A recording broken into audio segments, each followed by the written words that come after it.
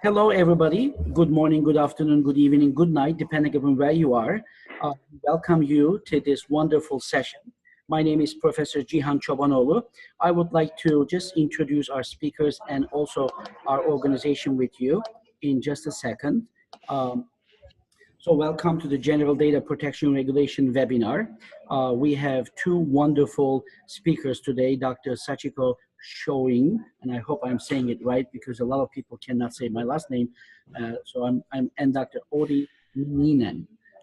I will introduce them in a second, but before I do that, I would like to introduce myself. I'm the moderator for this session. My name is Cihan Çobanoglu. As you can see, it doesn't sound like it, but I am originally from Turkey. So I'm the president of Association of North America Higher Education International. And also I am the McKibben and Dow Chair Professor and the Director of M3 Center at the University of South Florida, Sarasota-Manatee. And I edit several journals. This particular webinar is co-produced by ANAHEI and also the University of South Florida, Sarasota-Manatee M3 Center. Just a quick housekeeping items with you. By the way, I am talking to you from Bournemouth University, where I had the pleasure to deliver a keynote speech at the CHIMI conference here. So greetings from UK. This is such an international webinar here. Sachiko is in Germany, Outi is in Finland, and I'm in Bournemouth, and we have visitors from all around the world. For the housekeeping, just to make sure that people hear us, in the control panel that you should see this screen here right there. If you hear us, can you please click on raise hand? That will show us that you are hearing us in good shape. Just click on raise hand, please. That will give us, yep, I see it, wonderful. I see several people are raising the hands, which indicates that our voice is going there nicely. Thank you so much for doing that. Also, throughout the session, we are going to allow you to ask any questions by using either the chat button that you see here or the question and answers. Feel free to use any of them, and our speakers and myself will be checking that. And then when they are finished with their session, or if there is a burning question, please write burning questions so we can ask them right away. But otherwise, please do that. And obviously, we are live on Facebook. So if you're watching this on Facebook, please feel free to write on the comment section your questions. Again, I will be checking Facebook from my phone here, and I will read them to our speakers. Continuing with that, ANAHEI is a not-for-profit organization, and we are, our goal is mission to promote and encourage a global culture at member institutions. By the way, we have about 5,500 members from 114 countries around the globe, and globalize student and faculty successes and enhance global initiatives. It is, as I said, it's a not-for-profit. The website is anahei.org. You can access from there. We have quite a few different offerings. Research in 3 minutes program, visiting scholars program, where we match the visiting scholars to universities around the world, partnership programs. We have 2 journals, International Interdisciplinary Business Advancement Journal and the Journal of Global Education and Research, which are both open access journals, which means that we don't charge any money for authors to submit articles or for readers to read published journal articles. We have quite a few conferences we organize. As a matter of fact, in 2 weeks, we're gonna have global conference on business and economics in Sarasota at the University of South Florida, Sarasota-Manatee campus.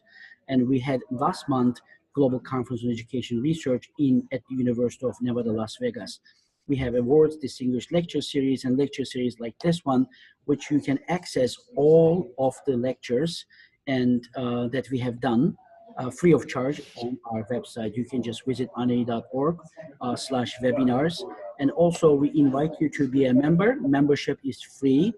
You can go to anahei.org and click on be a member, and you will be able to see all the benefits that membership will give you. Again, for the sake of being a not-for-profit organization, the membership is free. So without further ado, I would like to introduce our speakers to you. Today, we will be talking about General Data Protection Regulation. I'm sure that all of you who are attending this webinar have seen quite a few emails from different businesses that we're working with.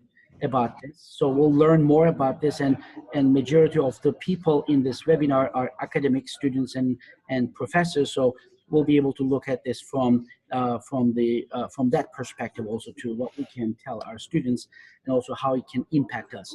So it gives me a great pleasure to introduce our speakers. Dr. Outi Niininen is an entrepreneur, author, and consultant in marketing. She has just launched www.kuderi.fi web store, the home of smart marketing, and Fixua Marki Inta blogs.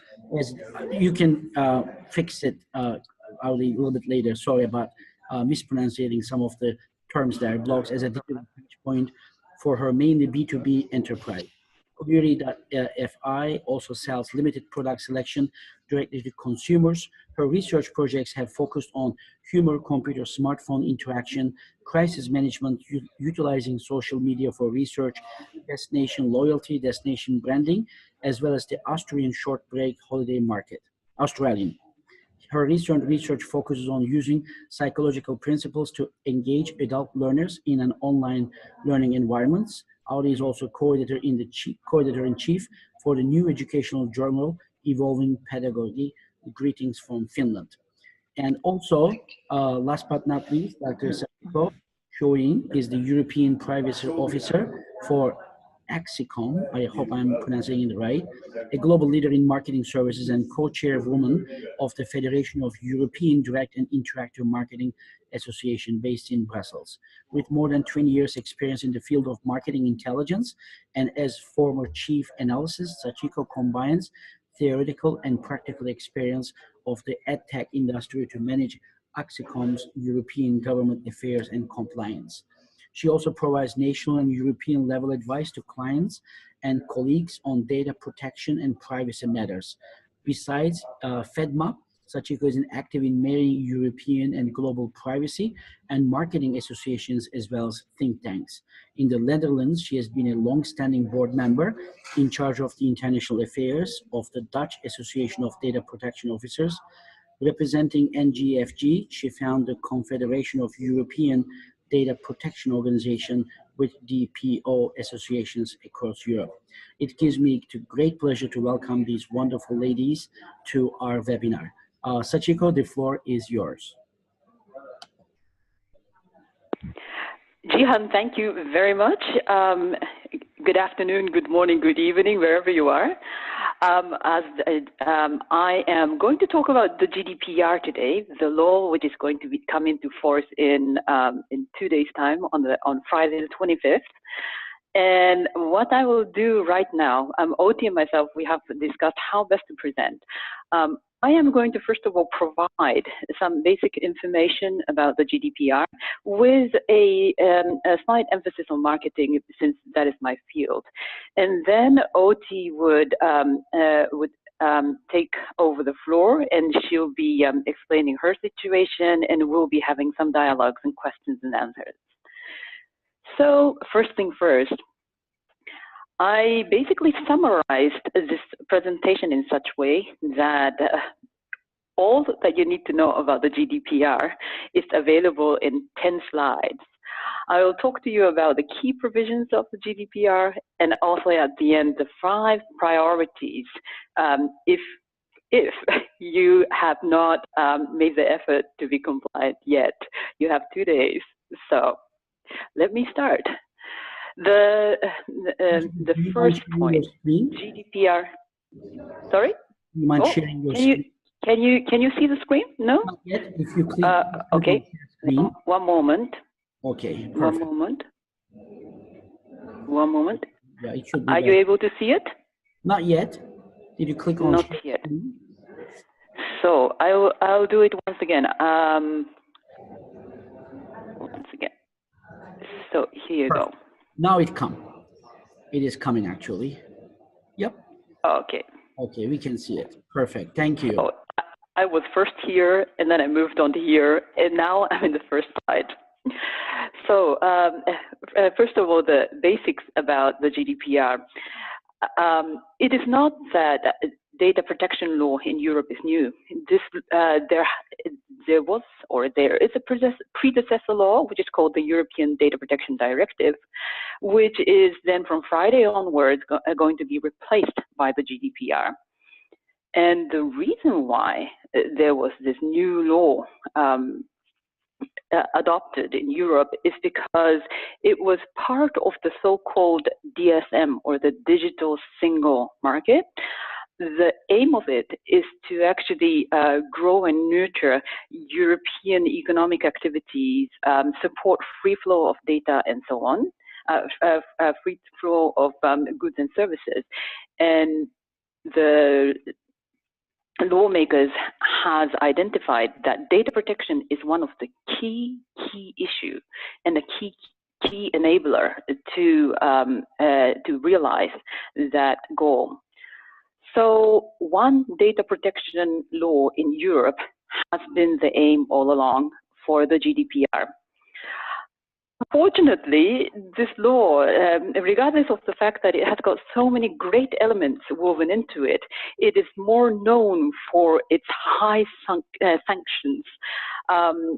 Everybody is very threatened. It's either 20 million euros or 4% of the company's global, or the organization's global annual revenue.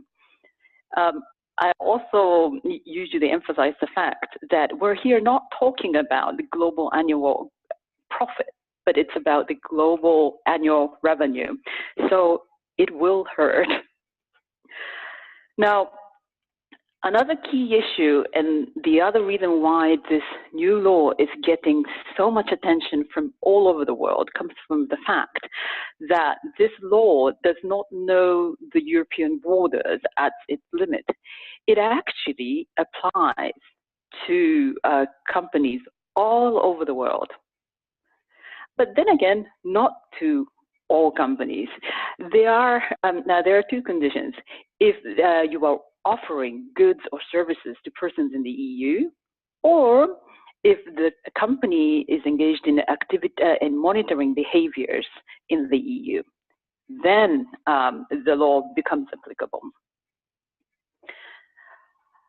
One big change which is going to be brought by this law, particularly for companies in Europe, is the fact that there would be a central regulator, which is called the European Data Protection Board. Up until now, what we have is, in every country, we have a data protection authority, which is the regulator for data protection matters. Once Friday comes along, then the ultimate decision maker in terms of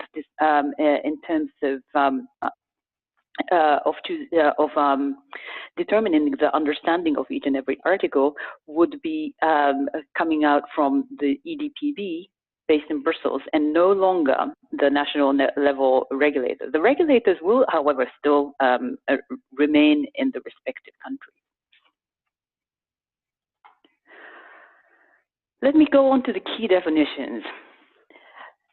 It's always very interesting to have conversations about data protection with particularly my American colleagues, because in the United States, one uses this term PII, or personally identifiable information, which is quite limited to persons' names and addresses and so on. Now, GDPR and also the currently applicable European Data Protection Directive has another definition. Personal data, unlike PII, refers to any information that can relate to an identified or an identifiable natural person. So that in itself increases the scope dramatically. Second of all, we have this term called processing. Processing is about anything and everything that you do with data, from using it to storing it to accessing it and so on. Another key concept, controller and processor, is very important in the European data protection culture. Controller is the party that is able to determine what the purposes and means of the processing of the personal data would be. In other words, controller is the party that can determine what to do with the data. Processor, on the other hand, is a party that is following strict instructions from the controller. Like a contractor, so the controller says processor do this, and the processor has to obey what the controller does.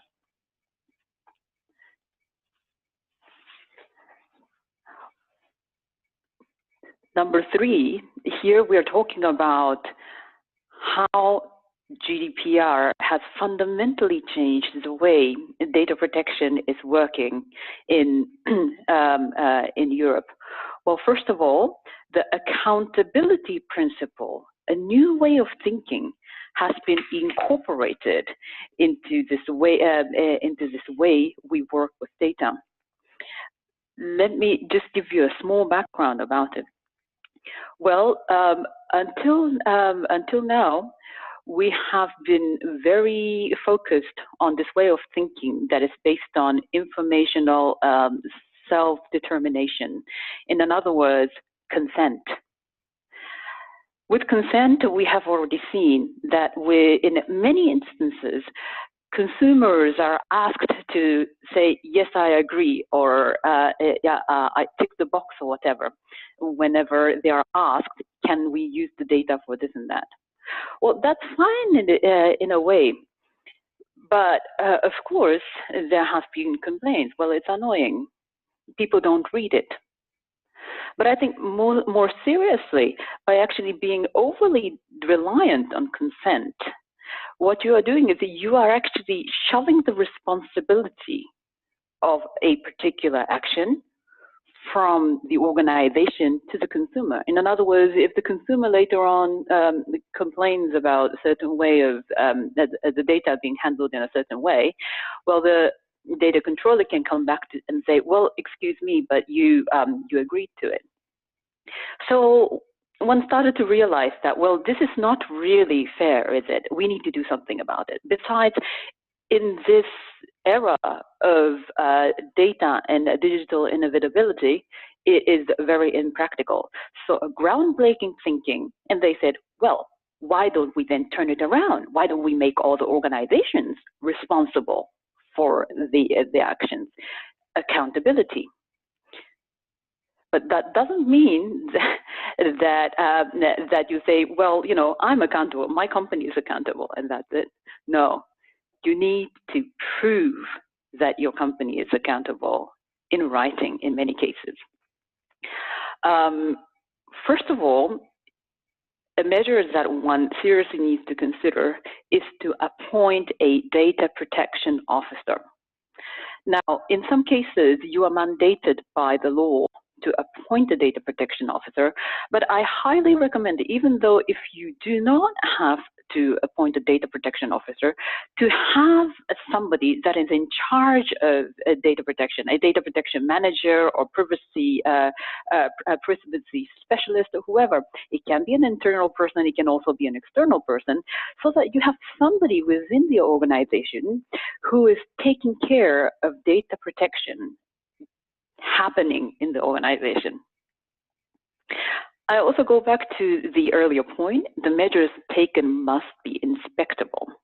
I'm quoting here the UK's Information Commissioner's officer, Liz Denham.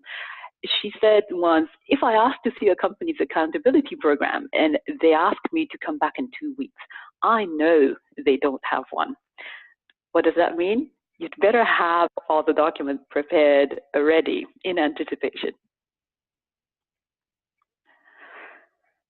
Moving on to the next slide, about the legal basis to process personal data in Europe. Now, the Article 6 of the GDPR gives altogether 6 lawful bases for processing the personal data. They vary from consent, performance of contract, compliance with legal obligation, vital interests of person, public interest, legitimate interest, and so on. These are the 6.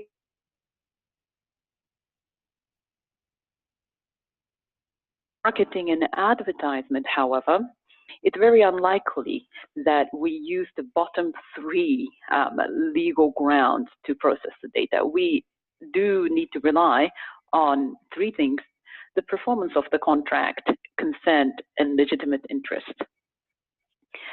A small note about the legitimate interest. One tends to think, well, what does that mean, right? It basically means if you have a legitimate interest, you can process the data. Well, that sounds very easy. Of course, the truth is it's not very easy.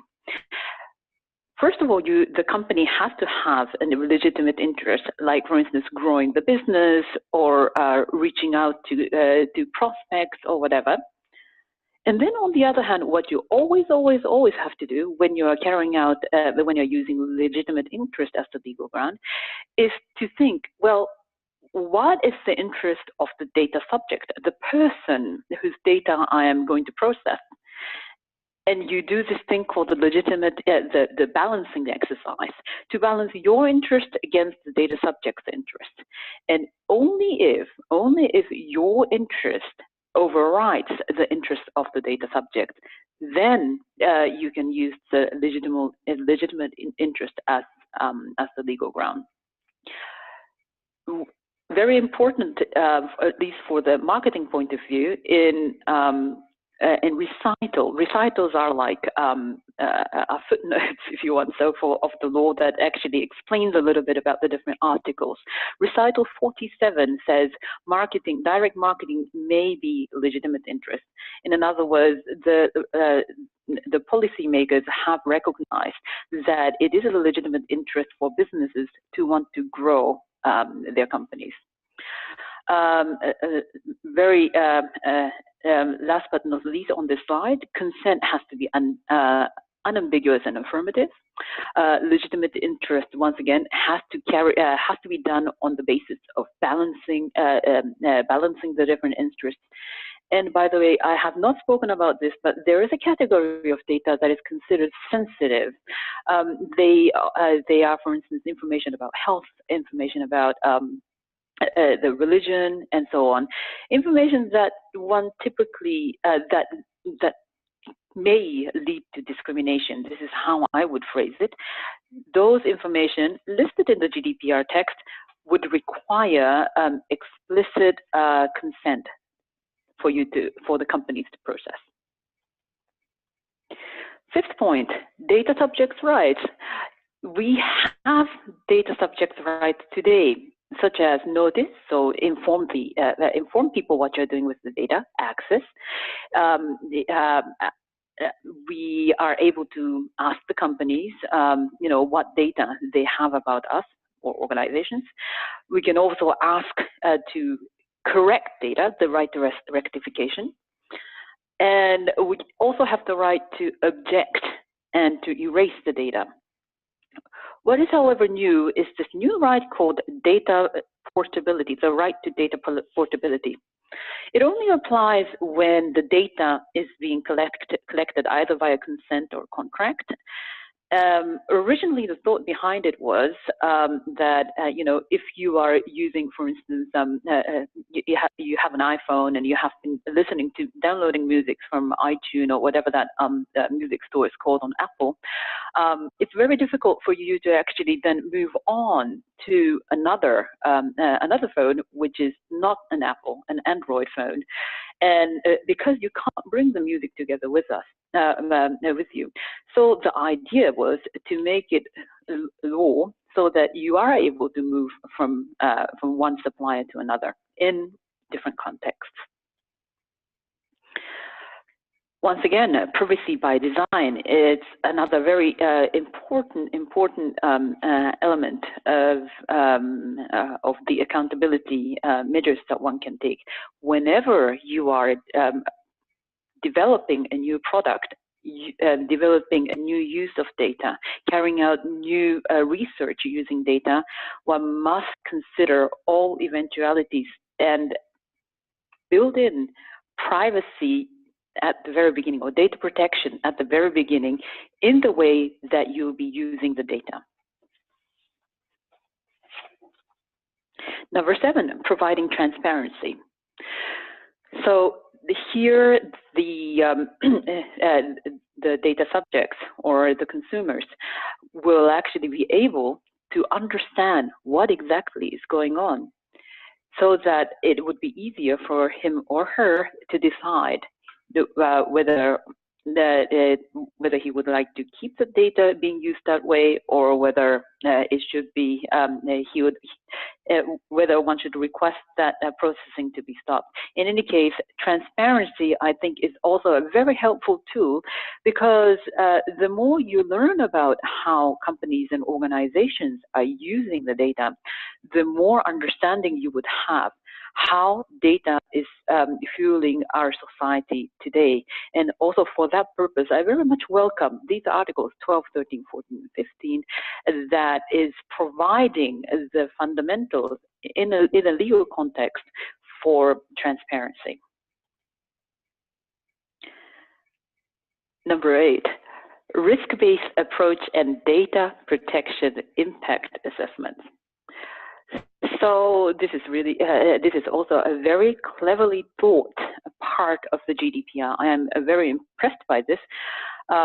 It is because things are not always black and white, and one needs to think: are there risks? You can't say because there is a really small risk, you have to stop the entire operation or the entire use. For instance, the research can be stopped because I don't know what, a very small risk is there. What GDPR says is, well, first of all, if there's a risk, find out what you can do to mitigate the risk so that the risk would be minimized. And once the risk is minimized, then you can still decide whether you want to go ahead with using the data that way, or you would say, no, this is an absolute no-go. So the thought behind it is, first of all, to start with you taking an inventory of all the processing that takes place in your organization. And then you would find out some of the activities where you feel that the risk is quite high. If you feel that the risk is high, then, and by the way, please document this as well. If the risk is high, then what you want to do is you want to carry out this exercise called the Data Protection Impact Assessment. You carry out the DPIA, as they call it, and if you find out that there are and that in dialogue, of course, with your data protection officer, he or she would be able to advise you what are the measures that one can take to mitigate the risk, and so on. But if you are able to mitigate the risk by actually putting in some protective measures, such as, for instance, instead of using clear text personal data, that you pseudonymize the data so that you use ID numbers instead of names and addresses.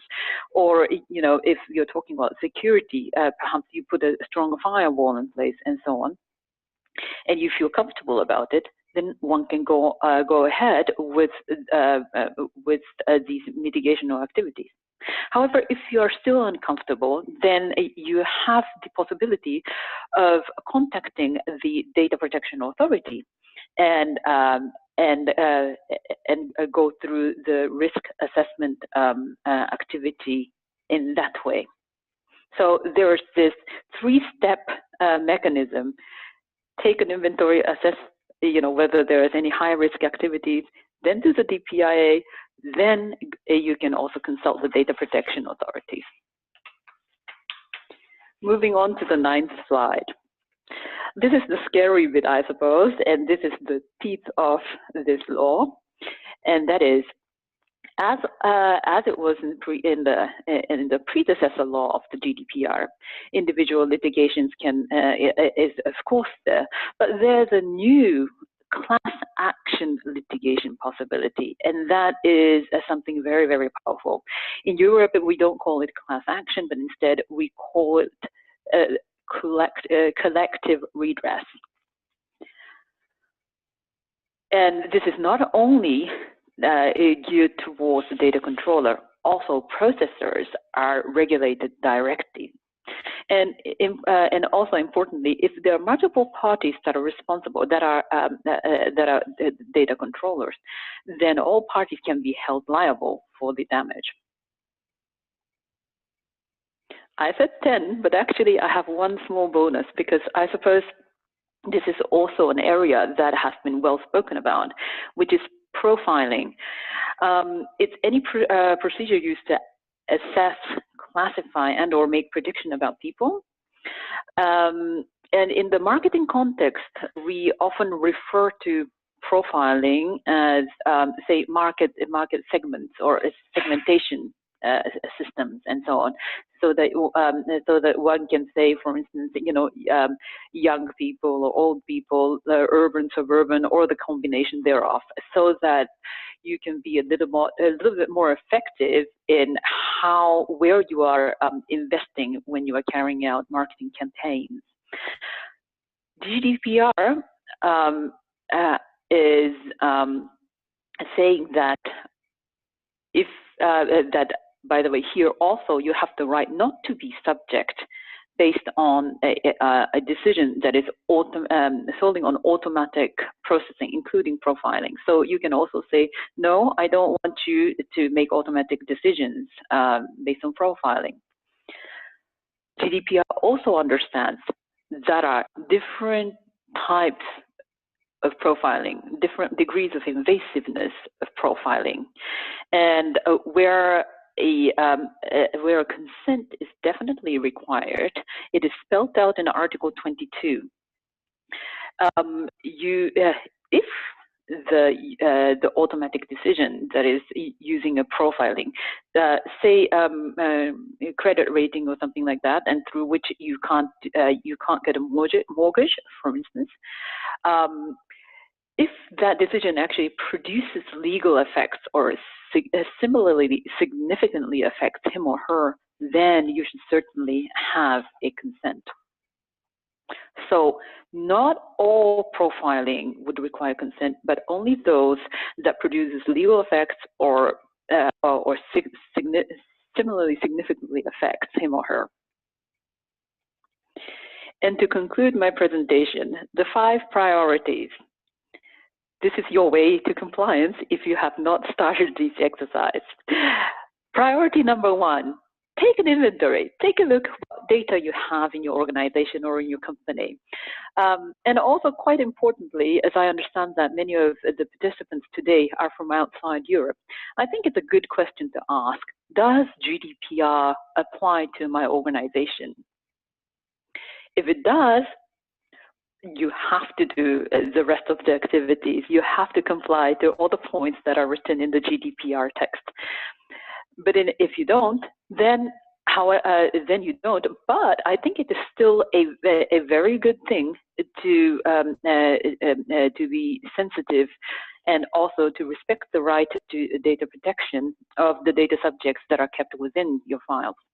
Priority number 2. Designate a DPO, a data protection officer, as I said, or a data protection coordinator, project manager, whatever. I think it is important to have somebody who does the data protection, who is in charge of the GDPR. Priority 3, update your privacy policy. I suppose, Outi, you may have been working on that in the recent past. Priority 4, update your subject access request system. Update your system in such a way so that you can respond to persons who are trying to exercise their right of data protection, such as the right to access the data that you keep about him or her. And priority number 5, check your contracts. With this, I would like to conclude my part of the presentation. Thank you so much. Now to you, Outi. Thank you, Sachiko.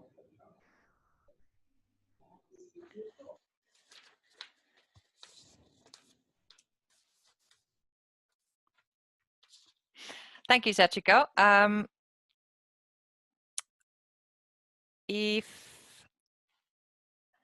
Right, I'm just going to try to share my screen.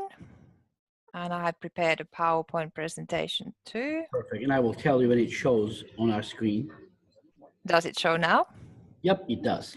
Okay. Thank Good you. day, everybody. A truly Aussie greeting should start work at any time of the day. So my name is Outi Niininen. I'm actually an academic, but is also dabbling in business, or whichever way you want to say it. So when I was thinking about getting ready for the GDPR, I sort of got a bit concerned, like everybody does. Oh, I can't get my computer to work now.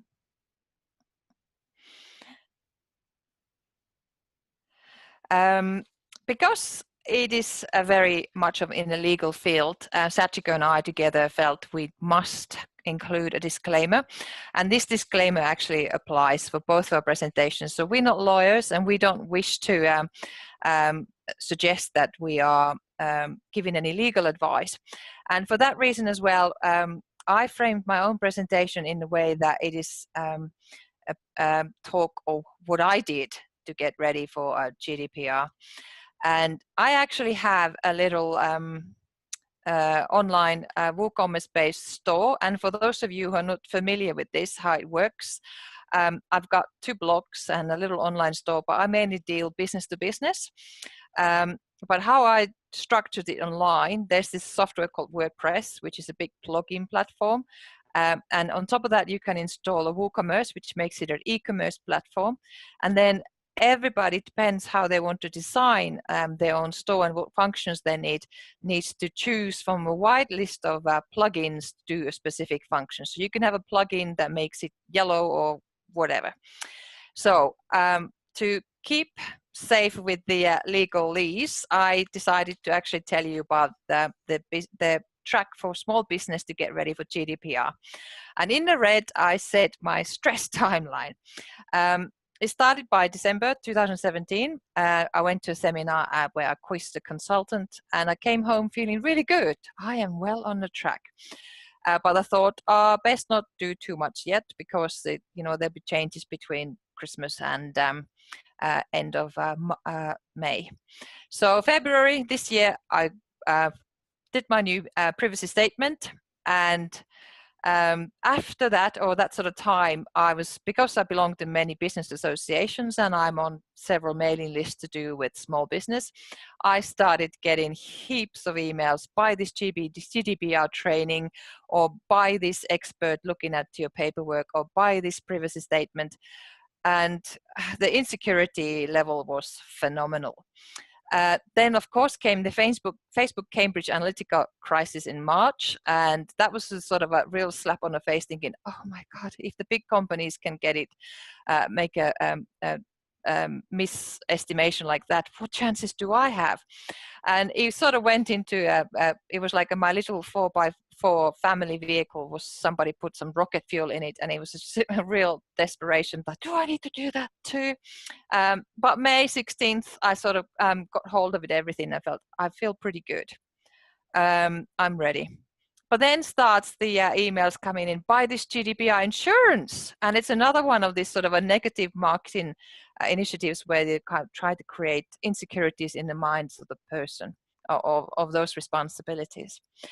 Of course, I had this very naive starting point, because I do business mainly in Finland, which is an EU country, and I used it as a security blanket that I use a domestic internet service provider who's well known and recommended, and they specialized in the WordPress kind of platform. And naively, in my very first privacy statement, I actually wrote that no, we will not give any information of individuals outside EU, thinking that's it, I'm covered. But of course, it doesn't work that way. With anything to do with WooCommerce, you add on your plugins, and all of a sudden, you actually got links that go outside EU. So I then started using the Privacy Shield. There's a EU-US Privacy Shield website that gives you a chance to go check out all the companies you're dealing with.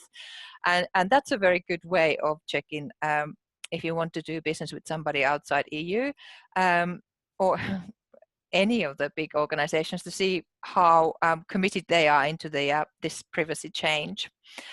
The irony is that the business side is actually covered, because my reason for keeping personal data there or organizational contacts is to ensure that I can guard the warranties and so on. It is the freebie blogs that keep giving me the biggest headaches, because I have a function there where people can actually subscribe to these blogs, and you get people get emails saying, okay, the latest blog is out. And I'm actually using a service called MailChimp, and I'm naming MailChimp because they have been absolutely fantastic. They are one of the first companies I came across with who actually automatically do a legal contract between my own organizations and themselves about processing of data. I also wrote down about iTettle. Excuse me. iTettle is one of these ways I can collect fees by card, or give people receipts from cash payments if so happens. And they were owned by a Swedish company. Excuse me. One of the reasons I went with them is it's another one inside EU. And I felt there's a little bit of security in there. What is interesting about iSettle, I can actually give people receipts straight to their email or on their phone number. Now, just a few days ago, I learned that iSettle is being sold to PayPal, and only today I received we received notifications about their new privacy policy. So it keeps changing. There's just changes every day. There's some fantastic features that are happening this week in the WooCommerce or WordPress environment. Now it's actually easy to, if somebody gives a request that they want to see what information I hold on them, it's actually very easy to go find and testing it. It even goes and finds out if somebody's made a comment on a blog. So it's very good. And the same function allows also people's information to be deleted. Another good change has happened this week is also because many internet-based companies track customers' use online. It is now actually possible to anonymize IP addresses, and they basically block out the last 3 digits. So people, we can't actually say, for example, which town this person was looking at our page. But all of these, you have to know to look for them and go and tick box in the settings and make sure that it works. So there's heaps of changes happening. I've also prepared some questions together with Sachiko, because we wanted to compare big companies and small companies. So if I could invite Sachiko to join me, please. I have a few questions, and these questions are specific about giving you a fuller picture of GDPR. I have now joined by voice. Okay. So, Sachiko, a question to you about large companies and GDPR. How does maybe I'll read all these together and then you can answer to them in the order that's best for you. So how do or did large companies prepare GDPR, like in your organization?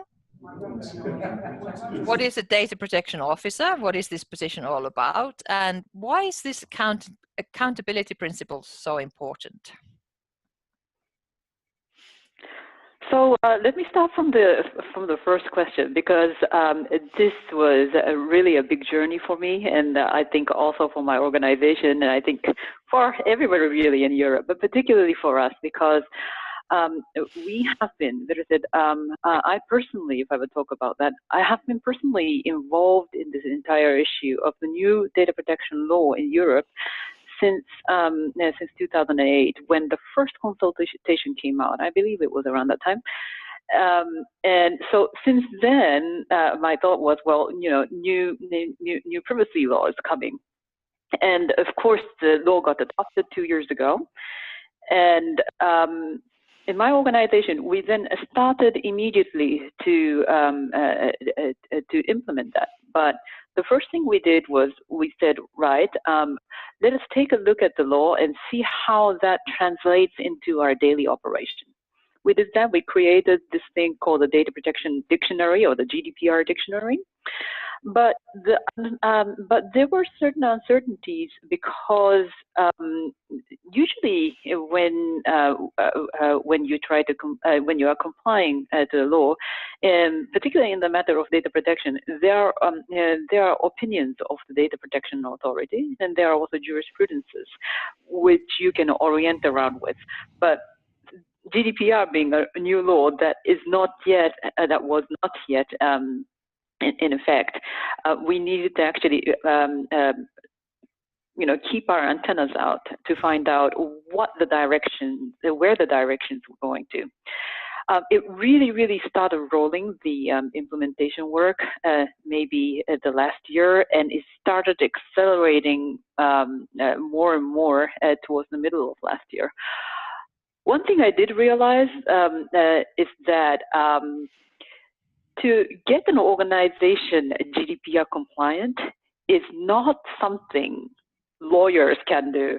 So if you think you have a lawyer and then you get the GDPR ready, you are very wrong.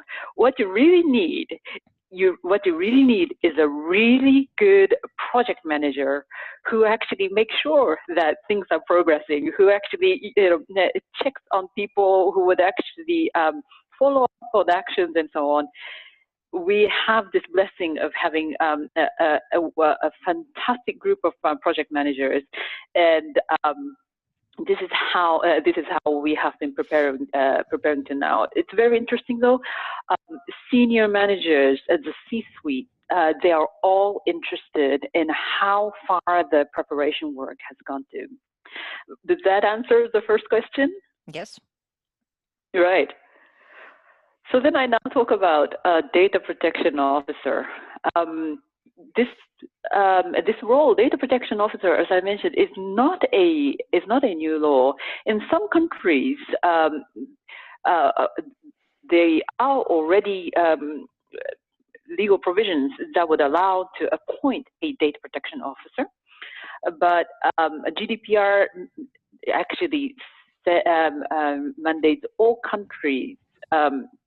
All companies in all European countries to appoint data protection officer if the organization is engaged in certain activities as provided in the GDPR law text. This position is, I say that this position, where somebody in this position would wear two hats. So on the one hand side, the data protection officer is like an internal regulator, internal data protection authority. So you get, so that's why it is very important that the data protection officer, him or herself, has a very independent position, which is the reason why the position is very well protected. And also, the person has to be reporting to the highest levels of management. On the other hand, data protection officer is your best friend. Data protection officer is your counselor, where you can actually talk about all your stress, all your problems around data protection, so that together one can come up with the most suitable, most effective solution to any given organization. So once again, I also see a data protection officer as a role that one really has to have if you really want to become an accountable organization, because you need somebody who's in charge of it, right? You need somebody who's going to manage that process. It doesn't have to be this statutory data protection officer. It can be a data protection manager or consultant or whatever. I think it is a key position to have, a key role to have in your organization. It can be an external, so that the spirit of GDPR is going to blossom also in your organization. Now, Sachiko, how does large organizations that you know of get ready for GDPR? Because in the news, we read about organizations now being fined because a very small department has maybe accidentally broken the privacy principles or the data protection, because it's not GDPR law. How can you ensure that such accidents don't happen? Well, I think, it is impossible. It is impossible to actually say that that you can take measures so that you are 100% waterproof. There are always, a small percentage where you are vulnerable, and we are all human. So also from that aspect. It is very difficult to say that your organizations can ever be 100% waterproof. However, what I really do think is also the process or the commitment to the protection of data is as important as, or even more important than, whether a company is having a small breach that is actually, bringing down the company's reputation with fines and so on. I think, for instance, if you would go to if you would have a breach, say hypothetically, and the data protection authority would come to you and say, so, what are the preventative measures that you have taken so that this such breach can be avoided? And if you can't share anything that you have done, or if the efforts are seen as not sufficient enough, then I think the chances are that you'll be punished more than if you could actually say, look, I have a robust privacy program. This is how our organization is structured. These are the documentations, and these are the regular checkup that we do, so that we know that our system is working. Well, then I think you are, on many accounts, more likely to be, I wouldn't say excused, but not being blamed for not taking any further action. So would it be fair to say that the data protection officers on a national level would also be there to guide and advise people? Well, I think this is one of the roles of the data protection officer.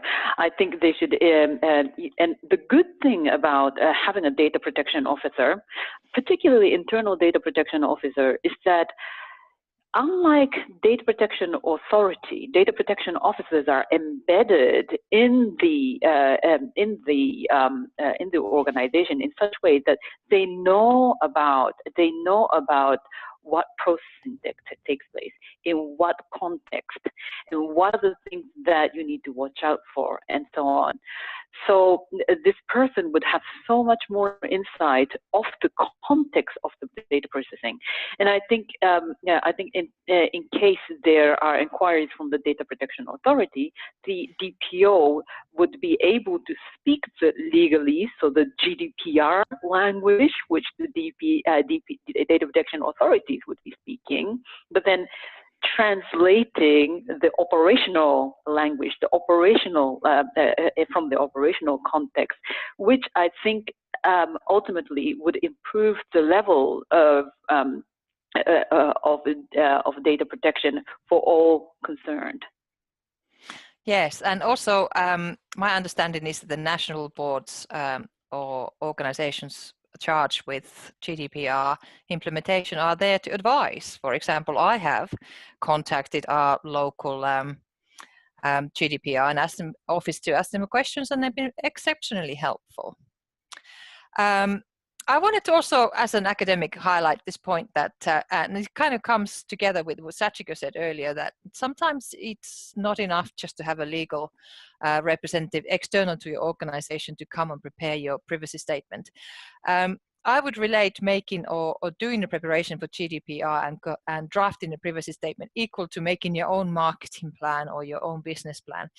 I think the real value comes from the thinking of the process and going through the possible weaknesses in your organization, and then coming into ways of figuring out how to make sure it doesn't happen.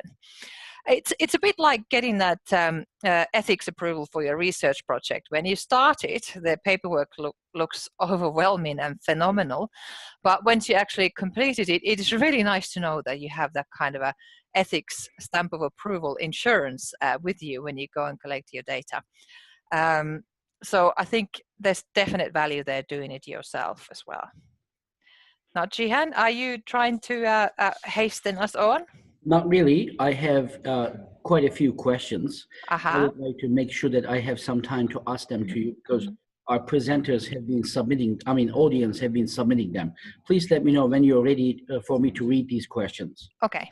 Well, we might actually answer some of these in the next ones that we sort of thought about talking about. So the right to check your own information. I just briefly mentioned it, and now I can only talk about the WordPress platform. It is now parsable, and it's very clever the way it draws all the information, all your almost like breadcrumbs you used on the website. But what if, Sachiko, what if there's a situation that I'm sort of also a bit problem with? When I've minimized my GDPR risk, I'm actually minimizing the number of information I gather from people. So when somebody wants to check what information I hold of them, and they, for example, say that, oh, I don't use that email address anymore, how could I then go about trying to verify that this is the person whose information I can send to them? Well, I think that is going to be very, very difficult. So you are talking about if somebody actually asks for a subject access request. In other words, if somebody would say things like, "What information do you have about me?" Mm-hmm. Yeah. So if somebody says that, and then if somebody refuses to identify or provide information which would identify the person sufficiently, then I would say I would be very careful about it. Exactly. Because let's think about a context where two people are sharing a flat, and then they have a fight with each other, and then this person impersonates the other person, saying, "Well, I want this information now, and please send it to my email address. This is me." I think there'll be a problem. Some companies are actually using external companies that does identity verification. If if they are concerned about a situation where it can lead to a data breach because of responding to the subject access request. So it's a very, very important issue that if you are particularly responding to a subject access request, then you really know that the person who is asking for the information is indeed the person about which you have the data about. Exactly. So in this process, it is not just a blind automation. Probably is not the right way to go forward, at least not at this stage yet.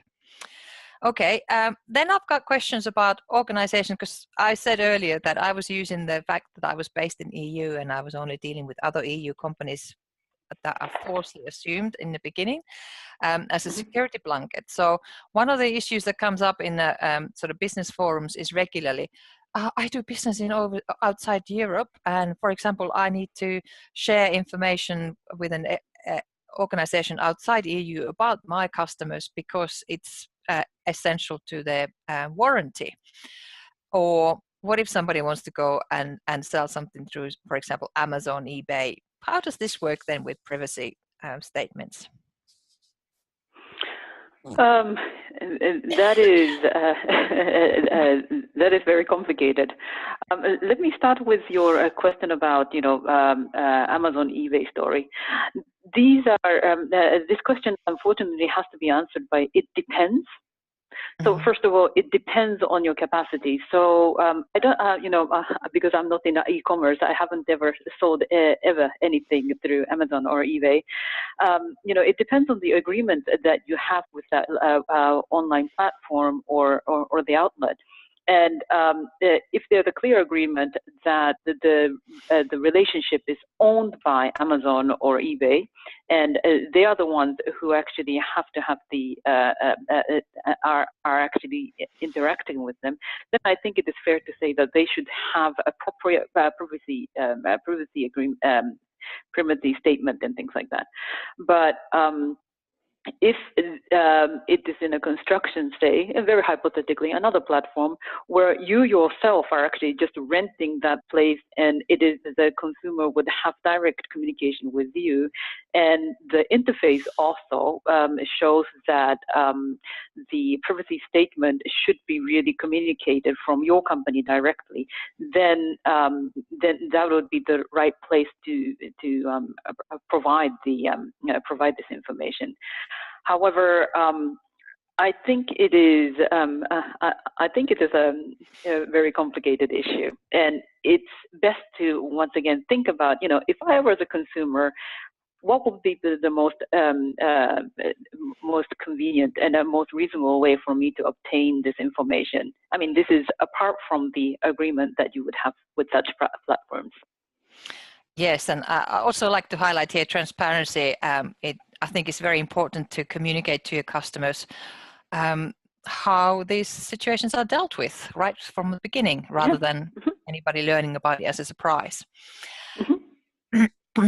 What about if the warranty issue is with a company outside an EU? Just a contract like I have with MailChimp? Well, what do you mean? For the warranty reason, an EU-based company has to share customer information. Oh, not covered by. Okay, so that's a very easy one. So Privacy Shield is one of the many mechanisms where data from Europe can be transferred over abroad. Actually, Privacy Shield is just a EU, a US transfer mechanism, yes. And it is, but there are other instruments. For instance, there are countries that are considered adequate, so countries that are having the same level of data protection as in Europe, such as Argentina, Israel, and so on. So to those countries, there aren't much that one has to worry about. There's also another mechanism called the EU standard contractual clauses. Now, those are template agreements, and you are not supposed to change the wordings of that agreement if you want that to be valid. From the European Commission, I think they are due to be updated because of the GDPR. But anyways, by signing this agreement with the company located in a third country, you would be able to transfer the data there. Another mechanism is this mechanism called the BCR, Binding Corporate Rules. Now, this applies more for multinationals that have got companies all over the world. I think then it would make more sense that within that company, you would be able to send data from one office to another, regardless of the location. So I think if the question was, oh, there's no privacy shield, I think you need to think, no, what other instruments can I use to transfer the data? That's right, and be more proactive in that way. Okay. Then this is one of the things that really concerns me is the smartphones. When a large organization is building a privacy statement, Because smartphones today are not just phones, they're more like an extension of a computer, and we have lists and contacts of people in there. So if an organization has company phones, how should they treat them in their privacy statements? That is a very, very, very interesting question, because it actually also crosses many areas. To begin with, the question is does that smartphone belong to the company, or is that considered the property of the employee? And also the individual also. I mean, I wouldn't like it if my employer would come to me and say, "Hey, look, Sachiko, give me all the contact details that you have stored on your telephone directory of your smartphone." I would say, like, that is yes. None of my business. So I think one should really sort of consider all these other implications that are there. However, usually these things would be clearly regulated. Should a company have, for instance, works council, there may be agreements between the company and the works council, so that a certain way of using data and so on are agreed. But very generally speaking, GDPR acknowledges, or better said, there have already been a significant body of discussion about the validity of consent when there is a big discrepancy in the balance of power, and employer is of course much more powerful than employee. So therefore, even though if the employer would say, well, consent to this, one can take, one needs to think, well, is that really fair? Because it's not freely given. Employee cannot freely say, no, I don't want to agree to that, without fearing that would that have implication to my employment situation. I think here, once again, apart from the laws, if you are just somebody who's trying to make decisions based on certain common certain sentiments, just listen to your heart and think, well, is that fair? Is that going to lead to some discrimination? Take a look at the law. I think it would reiterate what you have just heard from your heart. And then another thing, in terms of mobile phone use and digital data use and so on, GDPR is one law, but there's another law which is currently in preparation, which is called e-privacy regulation.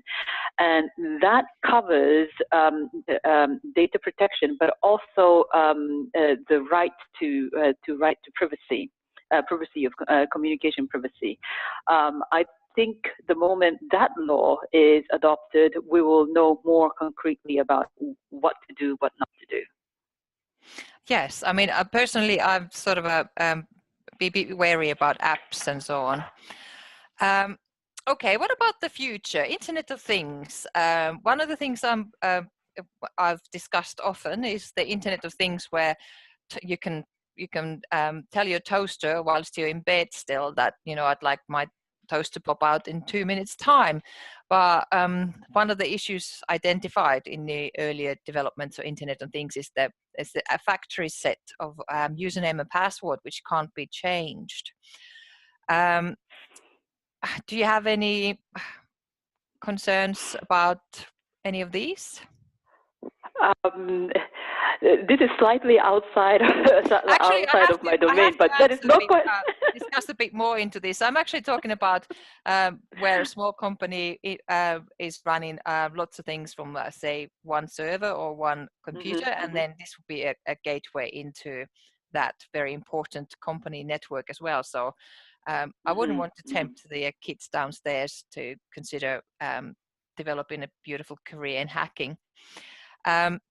What about future of digital out-of-home billboards and advertising, where, for example, facial recognition is used to give a really well-targeted advertising to people who are passing these points on the roads, for example. Well, the interesting thing about you mentioned here facial recognition. So facial recognition, i.e., from that from your facial feature, you identify you as you, right? And that Outi Niininen.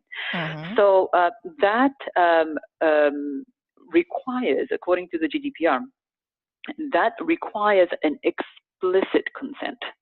Yes. Yes. So I think it'll be a very interesting space to watch how that explicit consent is going to be obtained, particularly and by the way, this requirement has been there for a long time. Also, at the the data protection laws that are currently in force in all EU countries that are based on the European Data Protection Directives, they all say that use of sensitive data must always require explicit consent. So this is for those tech savvy but data protection wise not so knowledgeable persons.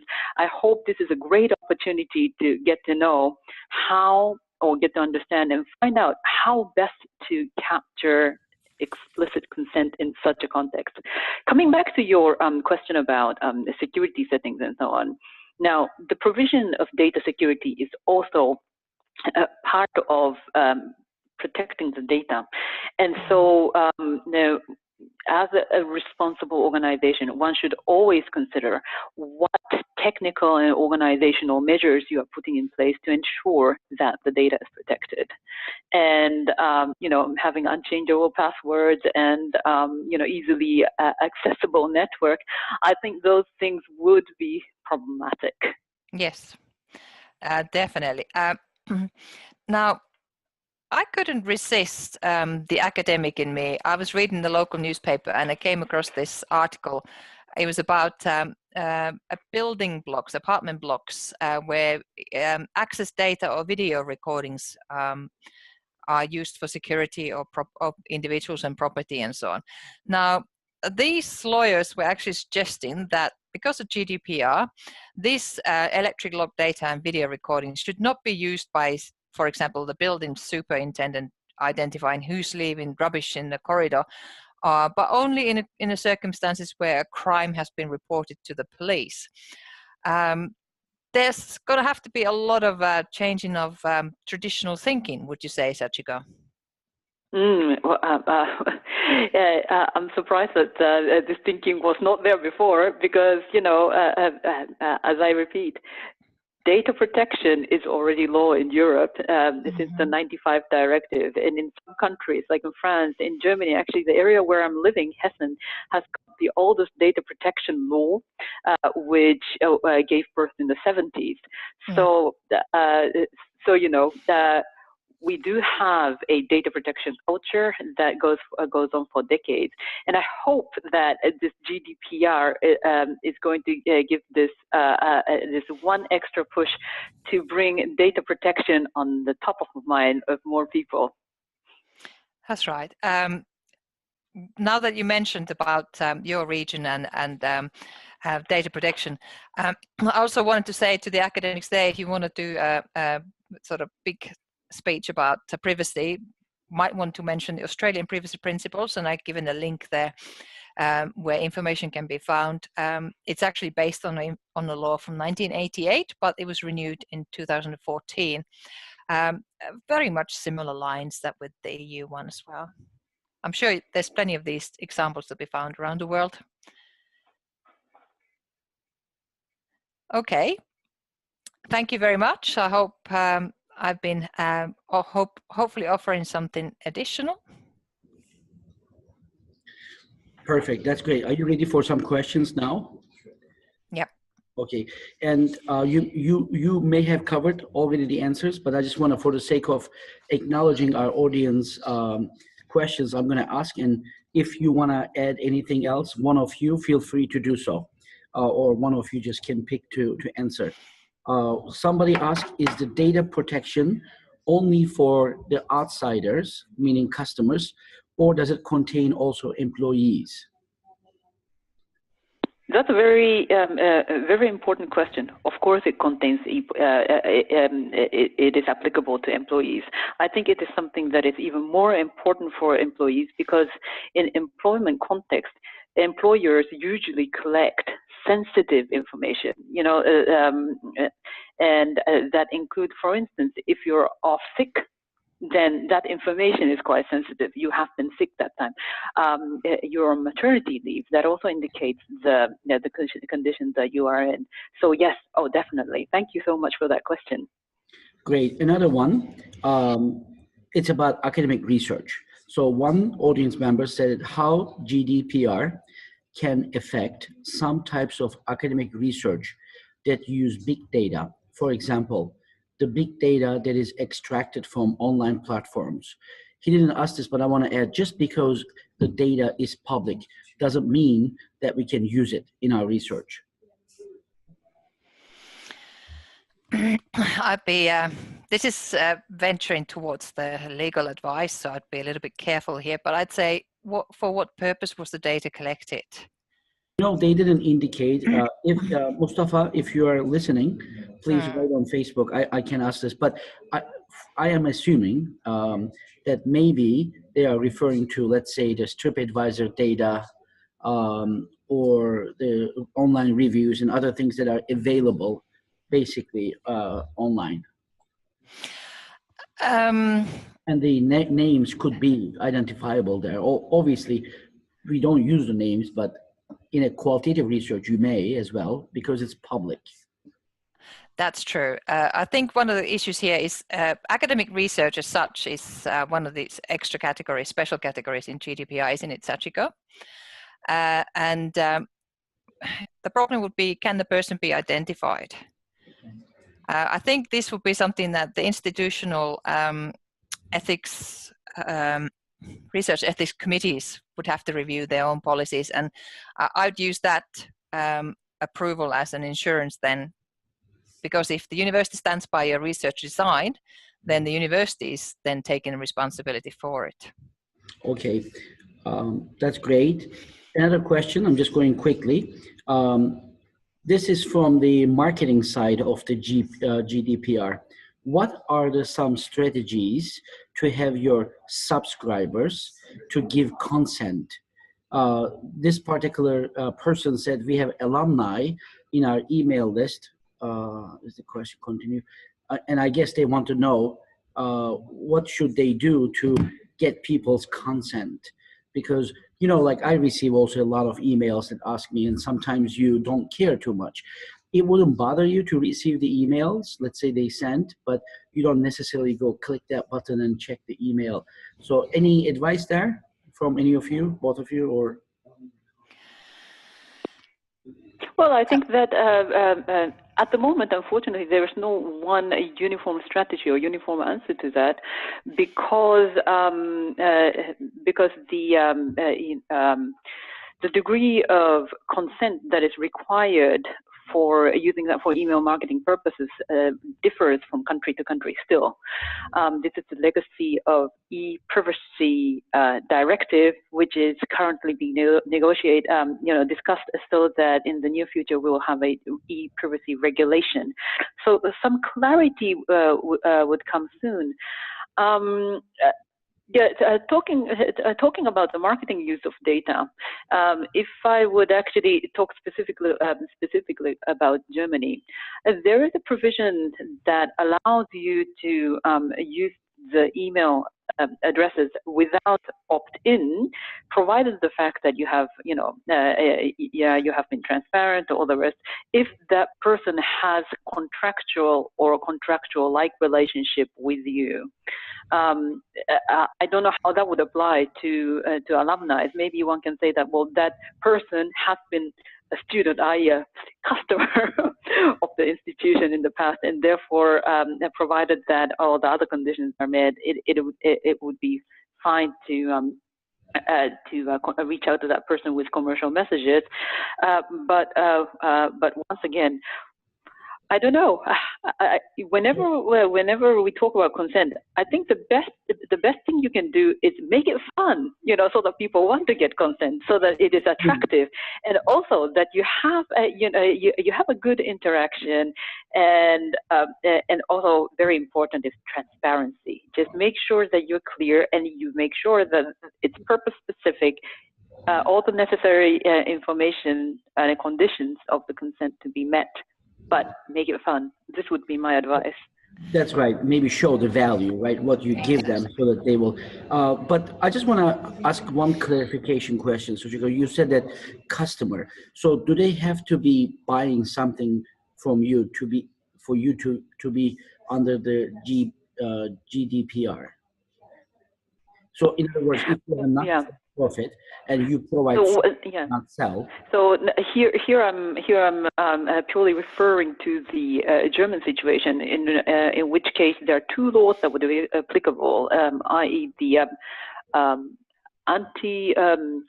anti-competition law. Would it be translated that way? I'm not really sure. UWG it is called in German, and the currently effective Data Protection Act.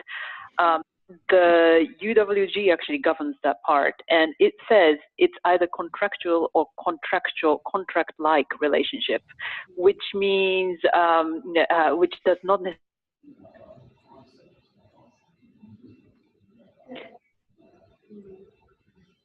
to be able to use this soft opt-in provision. Okay, last question. Are the penalties being really enforced? What happens if we make a mistake? Is one email campaign without permission make our company vulnerable to penalties?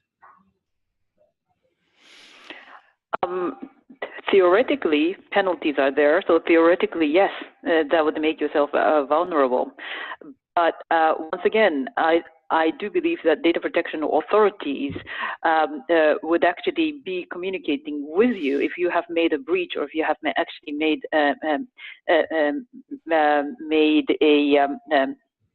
things that are considered illegal. Then I think the first action would be to take corrective action. I presume that the real 4% of annual global revenue, that level of penalties would really come when the breach is absolutely unbelievably grand in magnitude. And once again, this is, by the way, this 4% or 20 million or whatever, it is not the fine, but it is the maximum fine. Okay. But great. I don't know whether that would put people in ease. Well, the advice that we've been receiving is that indeed the role of the privacy officers in each country is also to educate, inform, and put organizations on the right track. So we are actually anticipating that initially they're going to be advising and then telling you fix it, even how to fix it. And if you don't take action, then possibly fines might start happening. Okay, that's great. One last question. Somebody said, one of the audience, can we have access to your presentation materials? If you feel comfortable, let us know. You don't have to answer publicly right now, but then we will make it available online as a PDF of your PDF. Obviously, the video is available, will be available, and then people can view it from there. But I guess some of the academics may want to use it in some materials in their classes to their students. So if you feel comfortable, you can email the PPTs to me later. This concludes our session. We are a little bit over time, but I think it was very nice, great conversation. I learned a lot. I would like to thank Sachiko and Outi, to both of you, for taking the time and enlightening us with this important regulation, and giving us some research ideas and also some materials that we need to cover in our classes, regardless of the discipline. I would like to ask you if you have any final remarks before we conclude the session.